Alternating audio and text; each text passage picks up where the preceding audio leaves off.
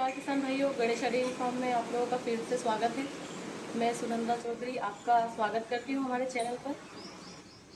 आज की जो हमारी वीडियो का टॉपिक है वो ये है कि नए नए युवा किसान भाई डेयरी फार्म की फील्ड में आना चाहते हैं, तो उन्हीं लोगों के विषय में आज ये टॉपिक है कि जब डेयरी फार्म स्टार्ट करते हैं तो हमें कैसे स्टार्ट करना है, स्टार्टअप करने के लिए किस प्रकार की गाय लें और कैसे स्टार्ट करें। तो सबसे पहले तो हम आपको ये बताना चाहते हैं कि यदि आप कोई दूसरा काम कर रहे हैं और आप एक यूट्यूब चैनल देखकर, एक डेयरी फार्म का आपने यूट्यूब चैनल देख लिया और उसके बाद उनकी इनकम आपने देख ली यूट्यूब पर कि वो इतना कमा रहा है, तो आप अपना काम बंद करके और फिर देखकर डेयरी फार्म स्टार्ट करना चाहते हैं, तो आप ऐसा मत करिए।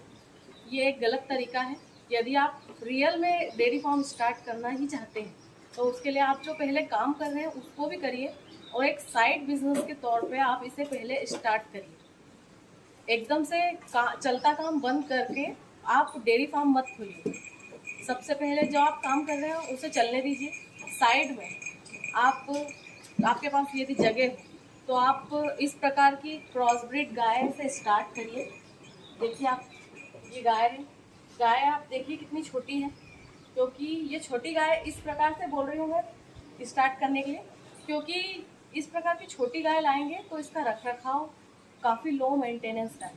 जैसे कि आप देख सकते हैं हाइट वगैरह कम है, रखने के लिए जगह आपको कम लगेगी। उसके बाद जरा सा खाना खिलाएंगे ऐसे और इसका पेट भर जाएगा। उसके बाद बीमारियों से लड़ने की क्षमता इसमें काफ़ी होती है इस प्रकार की क्रॉस ब्रीड गायों में। तो आपको जो मेडिकल का जो खर्चा आता है वो नहीं लगेगा और नॉर्मल खिलाई में ही आपको आराम से दूध दे देगी। पर डे का आराम से 10 से 12 लीटर दूध ही आराम से दे सकती है। तो इस प्रकार की क्रॉस ब्रीड गाय से आप स्टार्ट करिए। उसके बाद सुबह और शाम 2 टाइम भी अगर आप इसको अपना समय देंगे तो ये आसानी से मेंटेन कर लेगी। यदि आप एकदम से स्टार्टिंग में ज़्यादा हाइब्रिड गाय ले आएंगे तो उसको आपको पूरा पूरा समय देना होगा और फिर किसी लेबर के भरोसे आप डेयरी फार्म स्टार्ट नहीं कर सकते हो। तो सबसे पहले डेयरी फार्म स्टार्ट करने के लिए आप लोग इस प्रकार की क्रॉस ब्रीड गायों का चयन कीजिए और चयन भी ज़्यादा गायों का नहीं कीजिए। यदि आप कोई दूसरा बिजनेस भी करते हैं तो और उसके साथ साथ यदि आप डेयरी फार्मिंग स्टार्ट कर रहे हैं तो केवल 1 से 2 गाय पहले आप लाइए और खुद उस पर काम करिए। ऐसा नहीं है कि आप गाय ले आए और आपने लेबर रख ली और लेबर के भरोसे आपने शुरू में ही लेबर पे पूरे डिपेंड हो गए, क्योंकि यदि आप लेबर पे डिपेंड रहेंगे और आपको गाय की रस्सी खोलना याद नहीं, आपको गोबर फेंकना याद नहीं है और कभी यदि लेबर बीच में चली गई तो आपको काफ़ी दिक्कतों का सामना करना पड़ सकता है। तो इस वजह से आप कभी भी जब डेयरी फार्म स्टार्ट करें तो इतना करें कि आप खुद उसमें काम कर लें। और से हमने भी डेयरी फार्मिंग स्टार्ट की थी, तब हमने भी इस प्रकार की क्रॉस ब्रीड गाय से ही स्टार्टिंग की थी। क्रॉस ब्रीड गाय जो है इनका मेंटेनेंस कम होता है। स्टार्टिंग में आप पहले ऐसी क्रॉस ब्रीड गाय से स्टार्ट करिए। आप कम से कम 6 महीने से लेकर साल भर तक आप उस पर खुद काम करिए। तो आप उस पर खुद काम करेंगे तो आपको समझ में आएगी।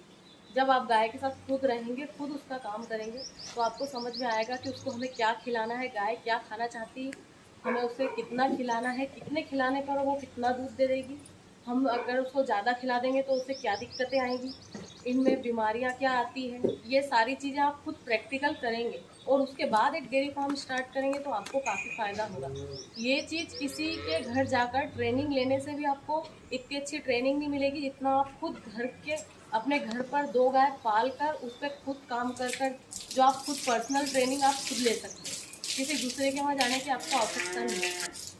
उसके बाद नेक्स्ट आपको देखना है कि आपके एरिए का जो मिल्क रेट है उसकी वैल्यू क्या है। आपके इधर किस चीज़ का मिल्क ज़्यादा वैल्यू रखता है, गाय का या भैंस का, या तो फिर गाय और भैंस मिक्स, जैसा भी है आपके एरिया में मिल्क जो है वैल्यू क्या है, आपको पहले वो देखना है कि किस प्रकार से।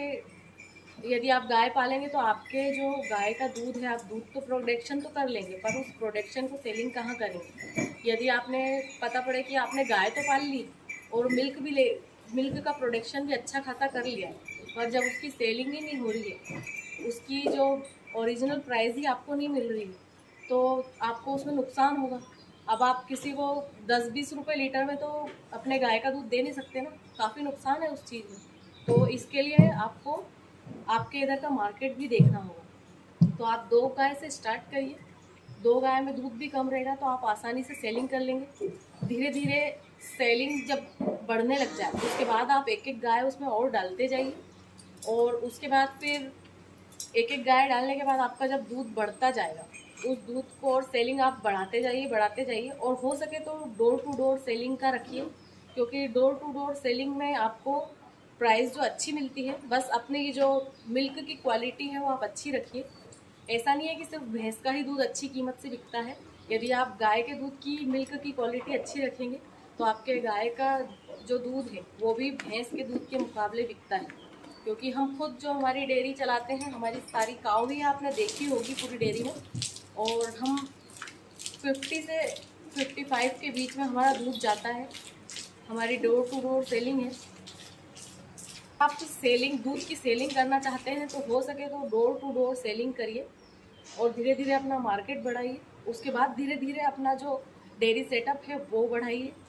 ऐसा नहीं है कि आपने बस स्टार्ट किया, पैसे अच्छे खासे ज़्यादा लगा दिए, आप 8-10 गाय लिया है। बड़ी बड़ी लोग यूट्यूब देखते हैं और उसके बाद यूट्यूब देखने के बाद सीधे बस कैलकुलेशन कर लेते हैं, इतने लीटर 20 लीटर दूध की गाय ले आएंगे। 20 से 25 लीटर आपने वीडियो देख ली, 20 से 25 लीटर दूध की गाय लिया है और इतना लीटर 25 लीटर पर डे का हमें दूध दे देगी, हमको इतना खिलाना पड़ जाएगा और हमें इतनी बचत हो जाएगी। ऐसा नहीं होता। एक जो रियलिटी है वो कुछ अलग ही होती है।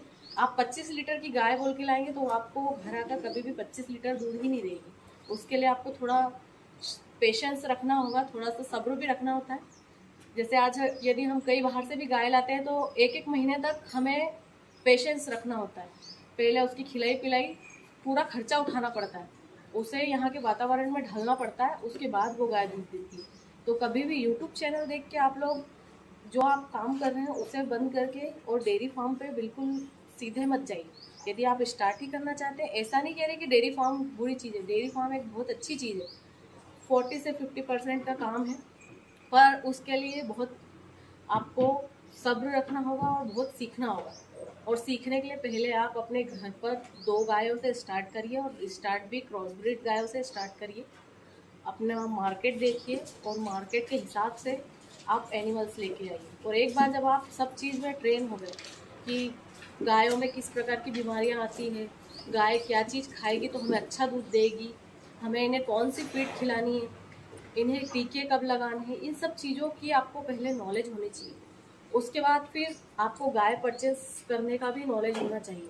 जैसे यदि हम इस प्रकार की अभी क्रॉस ब्रीड गाय खरीदेंगे तो ये कोई ज़्यादा महंगी नहीं आएगी। इस प्रकार की क्रॉस ब्रीड गाय तो कम कीमत में हम ये गाय खरीद सकते हैं। पर यदि हम वहीं एक अच्छी एचएफ ब्रीड लेने जाएंगे तो हमें काफ़ी कॉस्टली पड़ेगी। और कॉस्टली के साथ साथ यदि आप खरीदने की परख नहीं होगी तो आप कभी मान लीजिए 70-80 हज़ार रुपये की एक गाय ले आए और आपको परख ही नहीं है, और 70-80 हज़ार की गाय आपके घर आके केवल 10 लीटर पर डे का दूध देगी तो आपको काफ़ी नुकसान होगा। इसलिए यदि आप इसमें की गाय लेंगे तो आपको आसानी से 20 से 25 हज़ार में आपको आसानी से मिल जाएगी। और 20 से 25 हज़ार रुपये इन्वेस्ट करने में कोई दिक्कत नहीं होगी, और 20 से 25 हज़ार रुपये ही आपको 1 से 2 महीने में ही वापस रिटर्न हो जाएगा इसमें से। तो कभी भी स्टार्टअप कीजिए तो क्रॉस ब्रीड गाय से स्टार्टअप कीजिए। और जब फिर आपका एक बार स्टार्टअप जमने लग जाए, धीरे धीरे आपकी सेलिंग वगैरह अच्छी होने लग जाए, आप गाय को पालने में एकदम परफेक्ट हो जाए, तब आप धीरे धीरे अपना जो डेयरी फार्म है उसको बड़ा करते जाइए। उसके बाद आप इसमें की एचएफ ब्रीड आप देख सकते हैं, इसी में की क्रॉस ब्रीड एचएफ इस प्रकार की गाय रखने लग जाइए। क्योंकि आप फुल ट्रेन हो चुके होंगे, साल भर के अंदर अंदर आप जब फुल ट्रेन हो जाएंगे उसके बाद आपको इनको पालने में किसी प्रकार की कोई दिक्कत नहीं आएगी। और फिर जो आप जो भी काम कर रहे हैं ये जब आपको लगे तो आप उसको धीरे धीरे बंद करते जाइए और आपका डेयरी फार्म बड़ा करते जाइए। इस प्रकार से आप डेयरी फार्म खोलिए। कभी भी बस एक यूट्यूब या किसी की बातों में आकर अपना चलता काम बंद करके और फिर डेयरी फार्म ना खोलिए। बस यही एक छोटी सी वीडियो थी जो हमारे युवा किसान भाई, बहुत सारे किसान भाई है जो हमारे आज की यूथ है वो यूट्यूब देख कर बहुत सारे सोचते हैं कि हम भी डेयरी फार्म कर लें।